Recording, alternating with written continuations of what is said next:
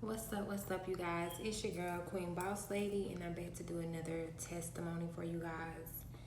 Now, the reason why I am doing this testimony and these testimonies is because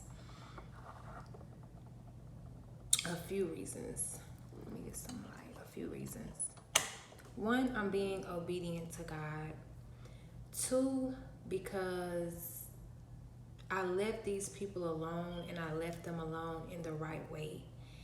And so for them to want to resurface and demand that they have access to me and be in my life is crazy to me. And I find it that sometimes the best thing to do is to not say nothing, let God deal with it, let God handle it. But sometimes people will not quit because they have forgotten.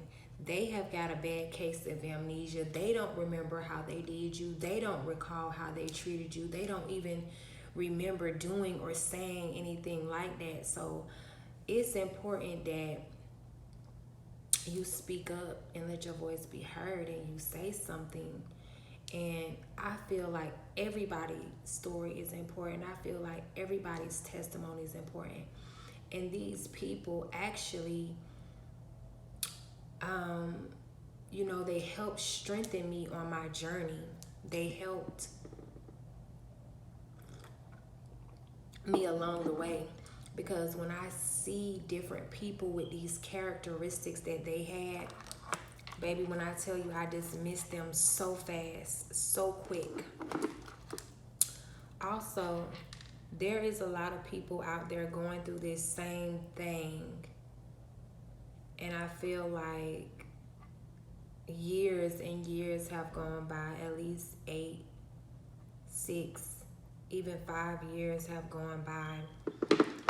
And the beautiful thing about God is when He heals you from the inside out, it's like you get a case of amnesia as well. You really forget what these people have done and what they said. Well, I know in my case, I did. Like, God freed me from it. I learned my lessons through it and from it and about it. And I was freed from it.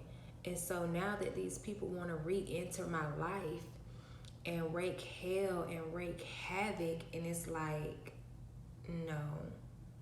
And they don't remember anything that they've done or said or dangerous situations they put me in. They remember, they just don't think that I would ever figure them out. They don't ever think that you're going to figure them out. Because the truth of the matter is they're all linked together. They're all in cahoots. They're all in this secret society, and you're the target. So I'm being led to speak on this individual that I once called my friend. I once called my god sister. Now, the only reason why I called her my god sister is because I was targeted, I was attacked by a group of women based off of how I look, how I talk, what I wear. I am a very feminine woman. I am very shapely. This is how God made me. I do have a figure, and that's just the case. Like, it's a part of me. It's a part of who I am. I like to wear heels every day. I like to dress up. I like to do my makeup. Now, so let me start from the beginning. I don't want to make this real long, but I met her through her father, through Mr. See, God is so good. I forgot this person's name.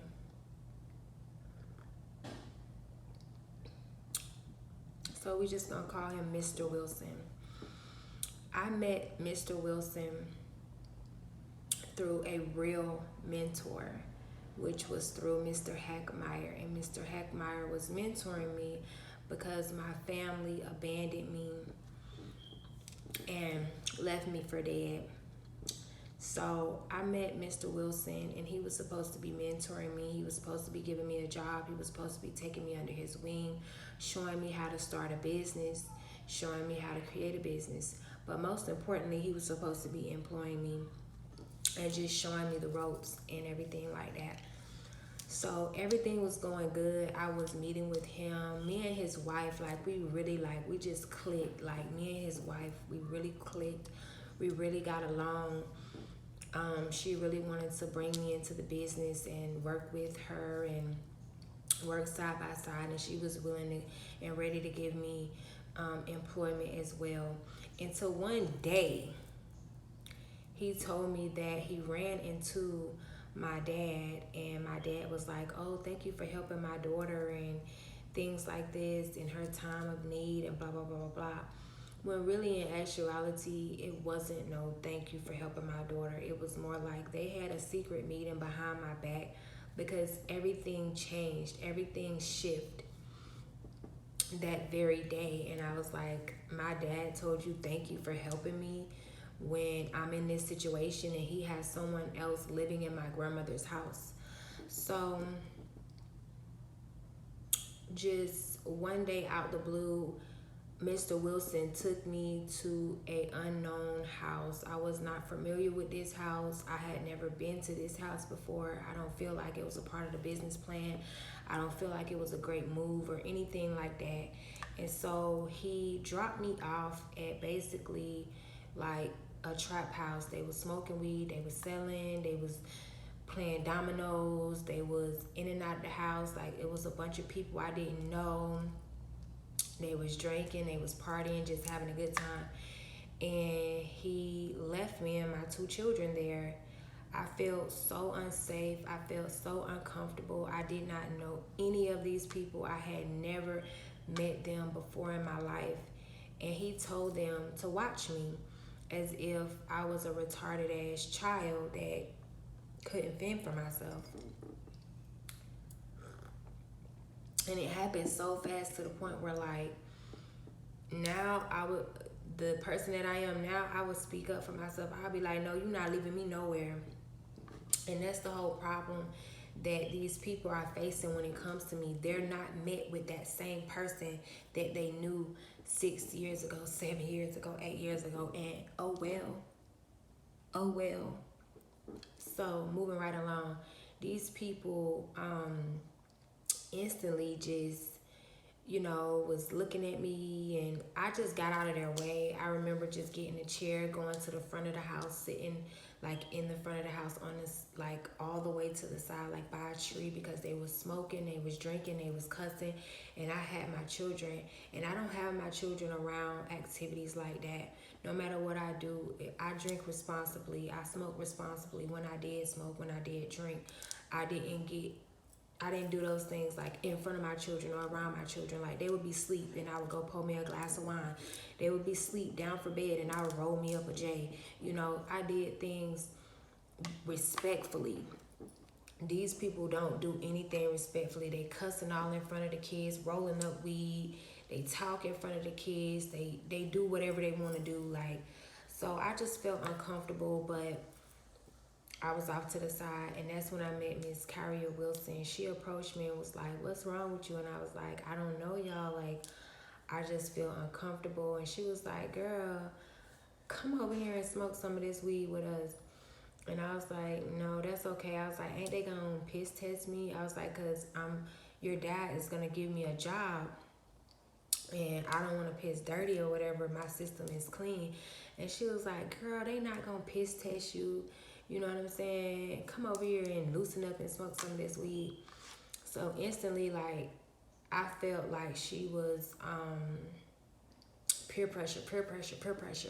You know what I'm saying? And now that I am who I am and I know what I knew then, God was giving me the scoop on these people then, and that's one thing that they didn't know about me. Like, I was getting the whole rundown, you know. Look, creating illusions. This don't got nothing. Yeah, they thought I was gullible. So, I went over there and I was smoking and I was just looking at them and I just took a few puffs and I was like, this is not my scene. This is not my set. Like, this is not what I was going for. Like, I was going to get employed. I was going to be working side by side with his wife, and she was going to be showing me how to eventually start my own business, because that's what I was really interested in doing. And I remember him picking me up, and I was just silent. I was so disgusted with him. I didn't even have no words for Mr. Wilson. I just was so disgusted. So he took me back to my hotel room, because I was staying out of a hotel room at the time. And he ended up never helping me get a job, but it's like they stuck to me like glue. I ended up moving into my own apartment, and he never did help me with a job. But it's like she was a monitoring spirit that was assigned to me by him and by my dad. And when she would come over to my house, it's like a Tasmanian devil would be in my house.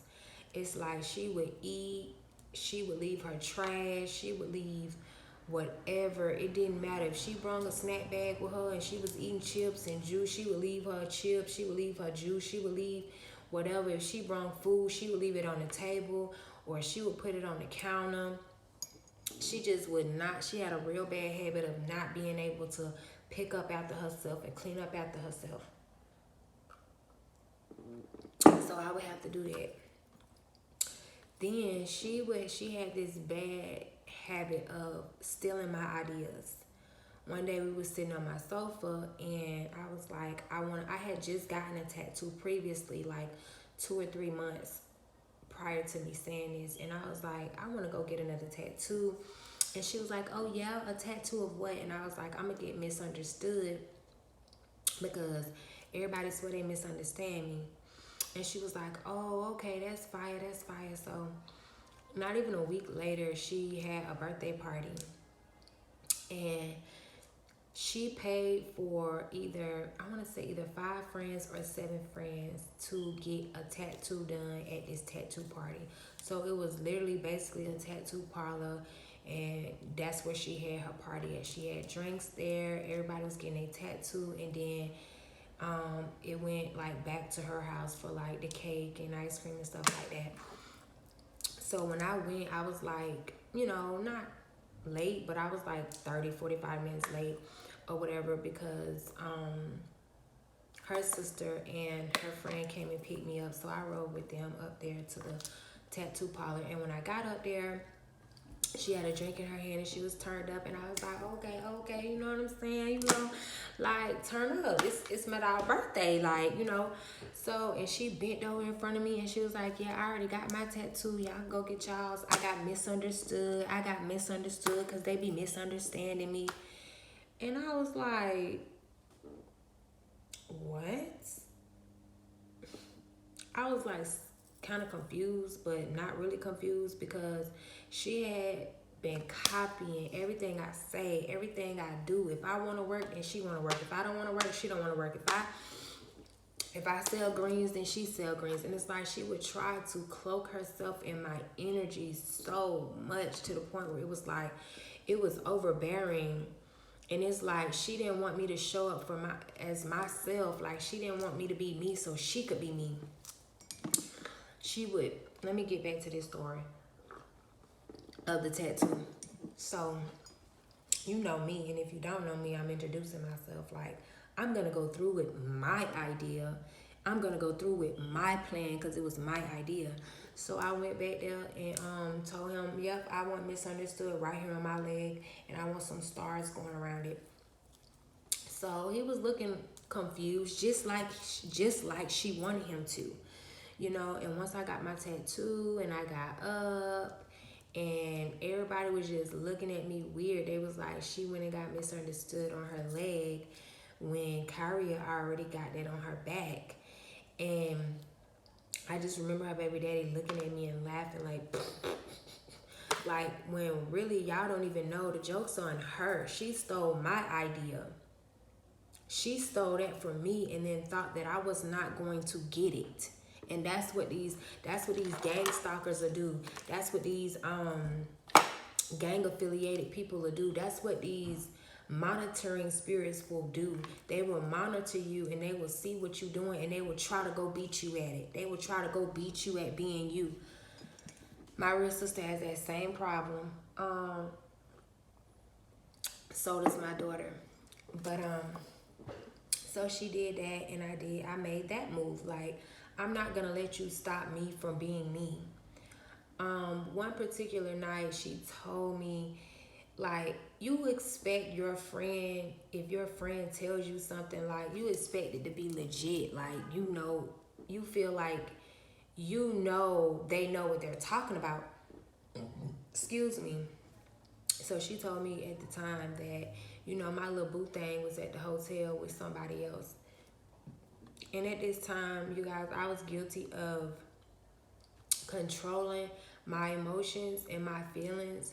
But when I was around her, it's like I couldn't really control my feelings and I really couldn't control my emotions. And I know now, and God revealed to me that she was doing witchcraft on me. She was doing black magic on me. And I couldn't understand why I was hanging around these people in the first place. But God placed me there because God will put his light in the darkest places so that it can shine. So she gave me some false information and I reacted off of that false information. And I got myself into some serious trouble and I got myself into some serious beef.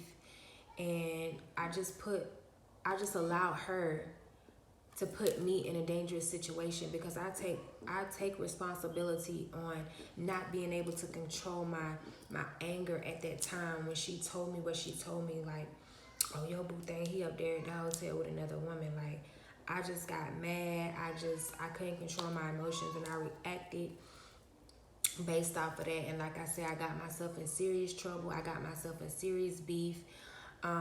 I was not known around the community at that time, but then it's like, boom, like my name was booming for being crazy and doing outrageous stuff and, thinking that this man is mine when he not. And like, it was just so many rumors going around about me, and that's what she wanted.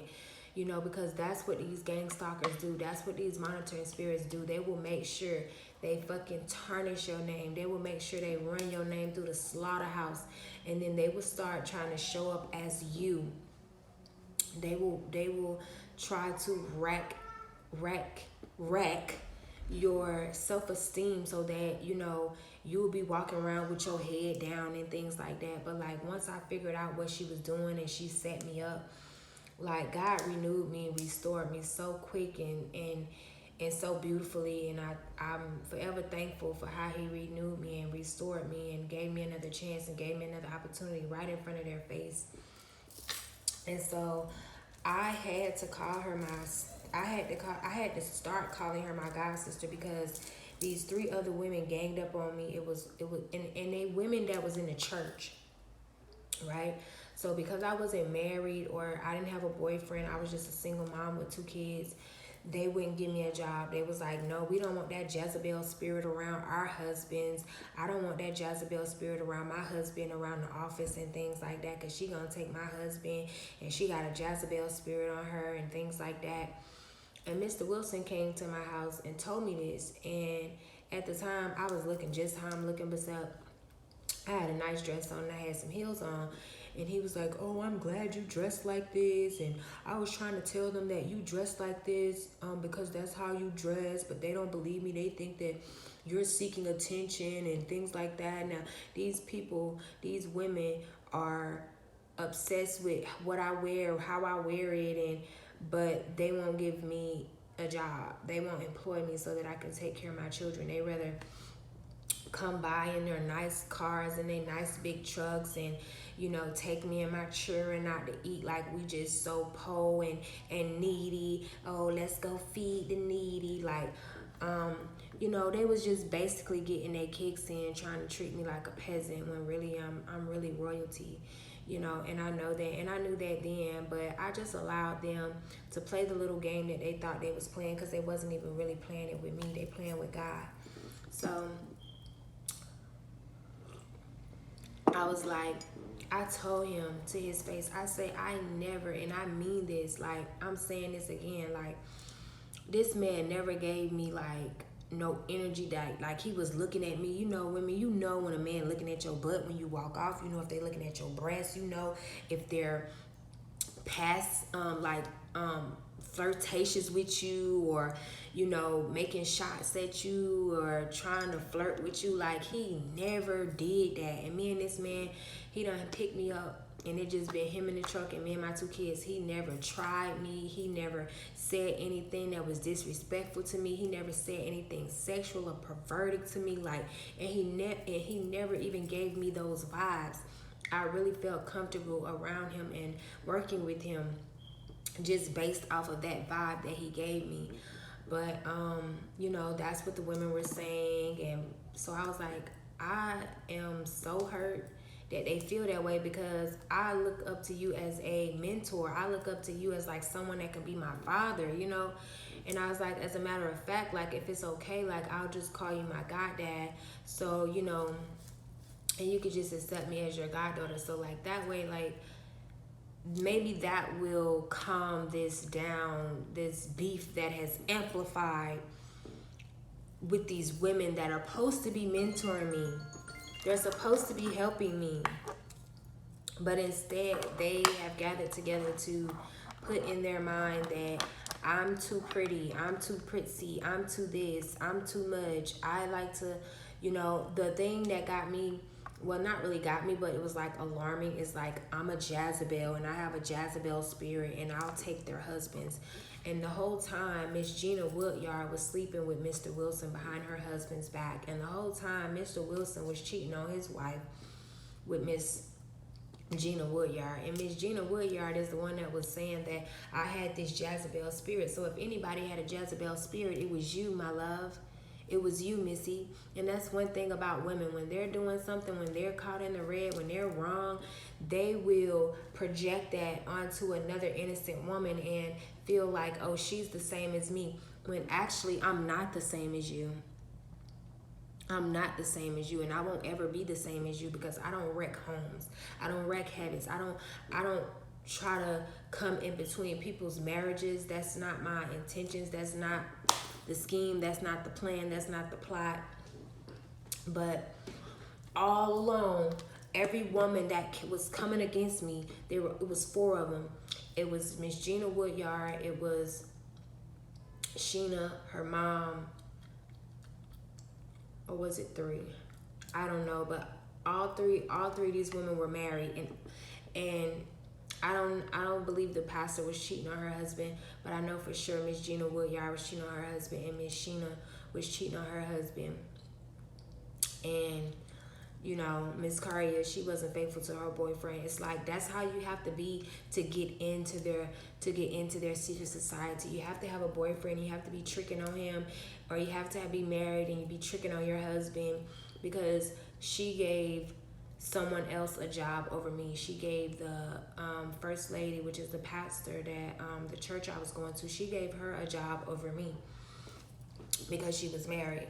So I was just like, it made me stronger. Like, I literally started my own business. I started a cleaning service, and they were just like acting like they were happy for me, but then again, they just still didn't want to really show me like how to get a business loan, or you know, how to so I can get like a company van or a company car. Like, they know how to do all of this. Like, I was just letting the Holy Spirit and letting God guide me and tell me what to do and how to do it. And I made I had a computer and a printer. I made my own business cards at home, and I just set my prices, and I would just try to bid on my own. And once my real mentor saw this and how I had started a little business, it's like he was so impressed. He was so amazed. He helped me get a business, a